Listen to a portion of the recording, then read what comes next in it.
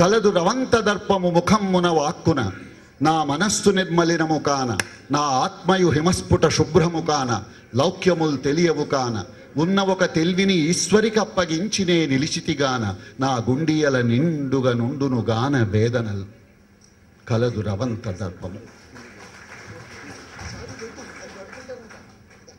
భగవాన్ రామకృష్ణ పరమహంస సమక్షంలో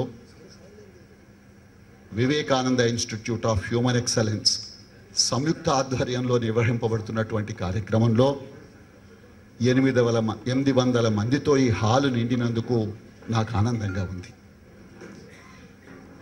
ఇందాక మిత్రులు గంప నాగేశ్వరరావు మాట్లాడుతూ అవకాశం ఇస్తే హరిహర కళాభవన్లో లేక ఎల్బీ స్టేడియంలో అని చెప్పాడే. 70 ఏళ్ళు కాబట్టి చెప్తున్నా, నేను ఉన్నప్పుడే ఎల్బీ స్టేడియంలో కార్యక్రమం కండక్ట్ చేస్తే బాగుంటుందరా.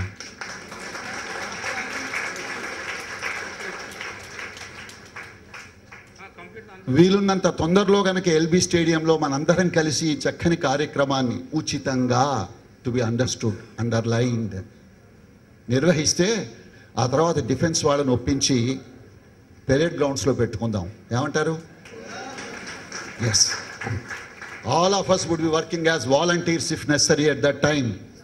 Age notwithstanding, your riches notwithstanding, your mind, your determination, your discipline, your commitment, your patriotism, your love for the country, your love for yourself and love for the brother human being and the sisters should be the guiding force and nothing else.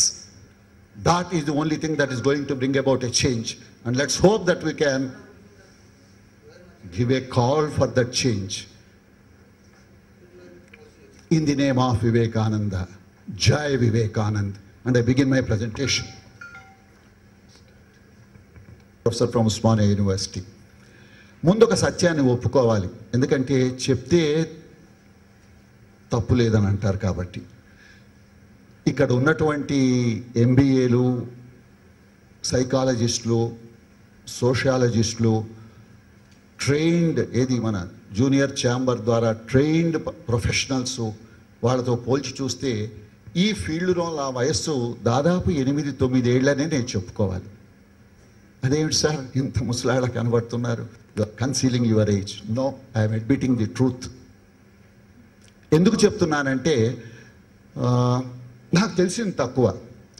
నిజానికి బాగా తెలుసుకున్న తర్వాత అప్పుడు కదా చెప్పాలి అని అనుకుంటే నేను ఉంటానా? అందుకని తొందరగా చెప్పడం మొదలెడుతున్నా. నాకు తెలిసింది పంచుకోవడానికి ఆతృత, ఎందుకంటే I do not know how much I would be able to, how long I would be able to share, but I'm sure what little I know I love to share అని చెప్పని. దీపాలు వెలుగుతూ ఉంటే అందంగా ఉంటుంది. దీపావళి పండుగ గుర్తుకొస్తుంది మనకు. అక్కడ మధ్యలో ఒక హృదయం యొక్క చిహ్నం ఉంది. ఆ హృదయం విప్పారుతూ ఉంటుంది. మా స్వామి బోధభయానంద చెప్తారు, నేను ఇక్కడ గెస్ట్ ఫ్యాకల్టీని వివేకానంద ఇన్స్టిట్యూట్ ఆఫ్ హ్యూమన్ ఎక్సలెన్స్లో. A thinking head, a feeling heart and a performing set of hands అని చెప్పని ఆయన చెప్తారు. ఆ 3 ఉండాలట. ఆ 3 లేకపోతే ఎందుకీ మానవ జన్మ? పారుతున్న నీరు ఒక అద్భుతమైనటువంటి సందేశాన్ని ఇస్తుంది మనకు జీవితంలో. నీటి చుక్కలు కోట్లాదిగా కలిసి ప్రవహిస్తూ ఉన్నప్పుడు ఏర్పడేటువంటి బలం వల్ల, వేగం వల్ల, ఆవేశం వల్ల దాని కింద మనం డైనమో పెడితే విద్యుత్ శక్తి ఉత్పత్తి అవుతుంది. దానివల్ల నీరు కోల్పోయిందంటూ ఉండదు. తాను కోల్పోకుండా తాను ఇవ్వగలుగుతోంది. ఆ తర్వాత ఆ నీరుని తాగటానికి వాడుకోవచ్చు, కాదనుకుంటే వ్యవసాయానికి వాడుకోవచ్చు. ఆ ఎత్తిపోతల పథకాలంటూ ఉండి పెన్ స్టాక్ పైప్ లైన్స్ ద్వారా మనం గనక నీటిని పైకి ఎత్తగలిగితే, మళ్ళీ నీటిని కిందకు దించగలిగితే, మళ్ళీ మరొక్కసారి ఎన్నిసార్లు అంటే అన్నిసార్లు నా నుంచి విద్యుత్ శక్తిని ఉత్పత్తి చేసుకోమనమని నీరు మనకు సందేశాన్ని ఇస్తూ ఉంటుంది. ఆ నీరు నుంచి స్ఫూర్తి పొందడానికి ప్రయత్నం చేద్దాం. ఇస్తే తరిగేదేమీ లేదు, పోయేదేమీ లేదు. ఇవాళ మే 1 అండి. సంఖ్యలు తప్ప పోయేదేమీ లేదు. గుర్తొస్తే సంతోషం. ప్రశ్నించే మనస్తత్వమే మనిషిని ఉన్నతుణ్ణి చేసింది. మామూలుగా నేను చెప్తూ ఉంటాను, మన వాళ్ళు ఏ దేవుడి బొమ్మ గుర్తున్నటువంటి లాకెట్టో, లేదు మన మతానికి సంబంధించినప్పుడు క్రిస్టియన్స్ అయితే ఆ సిలువ గుర్తు, అలాంటిది ఏదన్నా ఓ గుర్తుని పిల్లల మెడలో వేస్తారు. నన్ను అడిగితే ప్రశ్న గుర్తు లాకెట్టు తయారు చేసి మీ పిల్లవాడి మెడలో వేయండి, వాడి మస్తిష్కంలో మార్పు వస్తుంది, వాడి ఆలోచనల్లో మార్పు వస్తుంది. ప్రశ్నించే తత్వం, నీకు విశ్వాసం ఉంటే అభినందిస్తాను, నేను విశ్వాసం ఉన్న మనిషిగా మాట్లాడుతున్నాను నేను. కానీ నమ్మకంతో కాక, అంటే గుడ్డి నమ్మకంతో కాక, ప్రశ్నించే తత్వంతో నీకై నీవు అన్వేషించి, నిన్ను నీవు తెలుసుకుని, తెలుసుకోవలసింది తెలుసుకుని, తెలియదని తెలుసుకుని, తెలుసుకుంటూ జీవితం గడపడం అవసరం.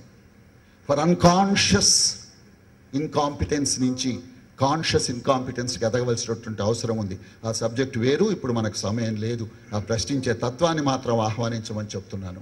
వై టు బికమ్ బెటర్ అన్న ప్రశ్న వేసుకుంటే, ఎందుకు బాగుపడాలండి అంటే, బాగుపడకుండా ఉంటే బోర్ కొడుతుంది గనక, బాగుపడకుండా ఉంటే చిరాకు పడతాం గనక, మార్పు లేకపోతే, ప్రగతి లేకపోతే జీవితం లేదు కనుక. అందుకని వై గురించి కాసేపు, వాట్ గురించి కాసేపు, హౌ గురించి కాసేపు, నాకు 7:55కి ముగించమని మా గంప నాగేశ్వరరావు ఆదేశించినట్టున్నాడు. టైం పాటిస్తాను తప్పకుండా. Imagine that you are a CEO, అంటే చీఫ్ ఎగ్జిక్యూటివ్ ఆఫీసర్. ఓ 100 కోట్ల కంపెనీకో 1000 కోట్ల కంపెనీకో మీరు నిర్ణయాధికారం ఉన్నటువంటి వ్యక్తులు అని చెప్పని అనుకోండి. మీరు కొందరిని ఉద్యోగాలు ఇద్దామని అనుకున్నారని అనుకోండి. అలాంటి వాళ్లకు ఏ లక్షణాలు ఉండాలని మీరు అనుకుంటున్నారు అన్నటువంటిది ప్రశ్న. అంటే వాళ్ళు సమయానికి రావాలి, కష్టపడి పనిచేయాలి, తెలివిగల వాళ్ళు అవ్వాలి, మంచి వాళ్ళు అవ్వాలి, నమ్మకస్తులు అవ్వాలి, బుద్ధిమంతులు అవ్వాలి, రహస్యాలు బయట చెప్పకూడదు, సృజనాత్మకతతో తమ తెలివిని సమయాన్ని అంతటినీ వినియోగించి మన పని చేస్తున్న కంపెనీ యొక్క లాభాలకు ఉపయోగపడేటట్టు వాళ్ళు ప్రవర్తించాలి. అంతేనా? ఇంకా కాసిన ఉంటాయి కదా, చూద్దాం అవి ఏమిటో. Active, achiever, bold, clever, competent, confident, creative, dynamic, efficient, effective, focused, go getter, hard working, honest, healthy, intelligent, innovative, loyal, motivator, multitasker, passionate, perceptive, poised, rational, skilled, smart, strong, talented, value based. 29 లక్షణాలు ఇవి. ఎందుకు చెప్పాను దండకం చదివినట్టు? మీకు తెలీదా? ఆలోచిస్తే తోచదా? కానీ మనకు ఎన్నో విషయాలు తెలుసు, వాటి గురించి పట్టించుకోం. ఆ బద్ధకాన్ని వదిలిపెట్టుకోవాల్సినటువంటి అవసరం ఉంది. How many of them you have and in what measure అన్నటువంటిది నా ప్రశ్న అండి. ఆ 29 లక్షణాల్లో ఎన్ని లక్షణాలు మీకు తెలుసు? ఎన్ని లక్షణాలు మీలో ఉన్నాయి? ఎంత బలంగా ఉన్నాయి? ఎంత లోతుగా ఉన్నాయి? ఎంత దృఢంగా ఉన్నాయి? ఎవడన్నా వచ్చి టెంప్టేషన్ ఇస్తే sorry this is not my nature అని చెప్పే సామర్థ్యం మీకుందా? మీపై మీ నమ్మకం ఉందా? కాన్ఫిడెన్స్ ఉందా? లేక ఏమో సార్ 5,000కు ఒప్పుకోను కానీ 10,000 అయితే పర్వాలేదు సార్ ఒప్పుకుంటా అనేటువంటి బలహీనత మిమ్మల్ని ఆక్రమించుకుంటుందా? ఆ ప్రశ్నకు సమాధానం చెప్పని మిమ్మల్ని అడుగుతున్నా. Now that you know what do you propose to do అన్న ప్రశ్నకు సమాధానం ఈ 12 రోజుల్లో కొంత మీకు తెలియనిది మా మిత్రులందరూ కలిసి చెప్తారు. ఇక్కడ ఏది మా వేణు భగవాన్ ఎక్కడ కూర్చున్నాడమ్మా? అదిగో అక్కడెక్కడో బయట వెళ్ళాడు. మా నెహ్రూ గారు ఉన్నారు, మా రాఘవేంద్ర గారు ఉన్నారు. నాకు తెలిసినంత మటుకు మరి ఇంకా మిత్రులు, అదిగో మా వేణు భగవాన్ వచ్చాడు. అబ్బే ఏం లేదు, నువ్వు లేనందుకు ధైర్యం చేశా, నువ్వు వస్తున్నావంటే నువ్వు కూర్చోద్దా. Yes, really it's a very excellent team of people excluding me. నేను ముసలాండి, నా గురించి కానీ నేను చెప్తున్నది. ఈ 12 రోజులు మీకు నేను అనుకుంటాను కనీసం మా నాగేశ్వరరావు ప్లానింగ్లో ఒక 25-30 మంది మినిమం స్పీకర్స్తో మీకు ఇంటరాక్షన్ ఉంటుంది. Never you would be able to get such an opportunity at one place, under one heading, under one roof etcetera. Make the best use of it అని చెప్పని సూచన అంతే. ఒక సింహం బొమ్మ చూపిస్తున్నాను, కింగ్ ఆఫ్ ద ఫారెస్ట్. చాలా డిగ్నిఫైడ్ బిహేవియర్ ఉంటుంది సింహానికి. చవకగా ప్రవర్తించదు, రాజలక్షణాలు ఉన్నాయి. జంతువులన్నీ కలిసి ఎప్పుడో ఒకప్పుడు సీక్రెట్ బ్యాలెట్ నిర్వహించి ఇదిగో సింహం మా రాజు అని ప్రకటించలా. మనుష్యులు నిర్ణయించారు సింహాన్ని మృగానికి, అది ఏది మృగరాజు అని చెప్పని, అడవికి రాజు అని చెప్పని. ఎందుకని? ఆ లక్షణాలు మనం కొన్ని గమనించినట్టయితే హోన్ యువర్ స్కిల్స్, మీ నైపుణ్యాలను అభివృద్ధి పరచుకోవటానికి ప్రయత్నం చేయండి అని చెప్పటం. Imagine how different your life would be if you had more self confidence.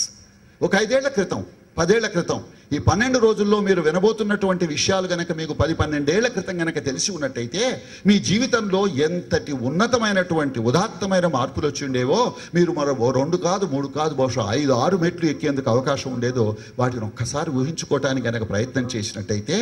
ఎందుకయ్యా ఈ ఆత్మవిశ్వాసం అంటే, because it is the key to success.